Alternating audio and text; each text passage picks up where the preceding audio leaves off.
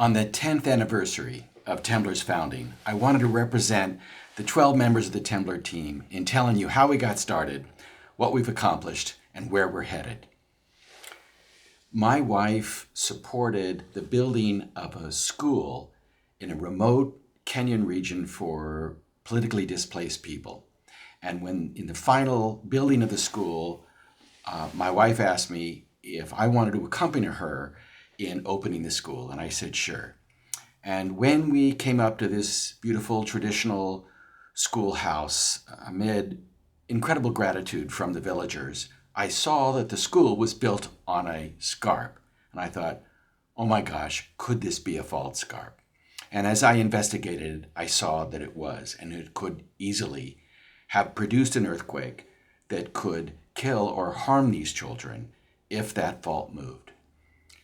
And I thought, oh my God, I'm the biggest hypocrite who ever lived. My professional work has been focused on protecting people from the earthquake hazard. So I went to the Canadian nonprofit that built the school and I showed them this and they said, we didn't know. And I went to the governor's representative from Kenya because the school is turned over to the government. And the official said, we didn't know. And I realized we need to build an app, an Android, iPhone, and web app to banish the excuse we didn't know. And so Volkan Sevilgan and I founded Temblor and built a seismic risk app that works everywhere in the world to help people understand their own risk and to inspire them to reduce it. And in addition, we launched the Temblor Earth News, where hundreds of articles have been published by science writers and scientists so that people understand the consequences of earthquakes and their occurrence elsewhere.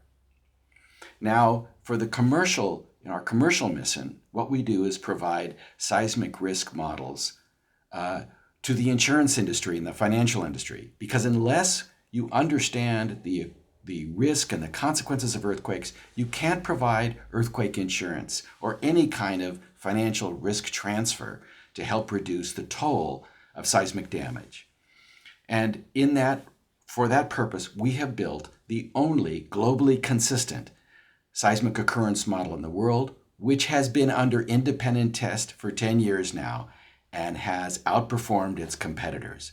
And that means our understanding of the earthquake occurrence in California is at the same level and quality and consistency as in places that are far less well studied, such as Central America or the Philippines, that also have a high seismic risk. And we are continuing to build those models and make them harnessable and useful for the insurance and financial world.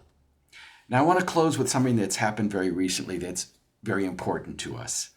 At the request of the World Bank, we built an earthquake and tsunami model for the Pacific Island nations. And these models were turned over to the Pacific Catastrophe Risk Insurance Company to provide insurance to these island nations. And those policies went into force on November 1st. And on December 17th, the magnitude 7.3 Vanuatu earthquake struck, which caused a large loss of life and tremendous amount of damage. And less than 2 weeks later, the head of the Pacific Catastrophe Risk Insurance Company brought a $1.2 million check to the Prime Minister of Vanuatu, who said that this was the first person to arrive who brought cash. And we're pleased to have been able to help that country respond and have recovery funds and emergency response funds for an earthquake. And we're looking forward to doing more of this elsewhere around the world, and also reaching out to the public to help people prepare and be aware of the earthquake risk. Thank you.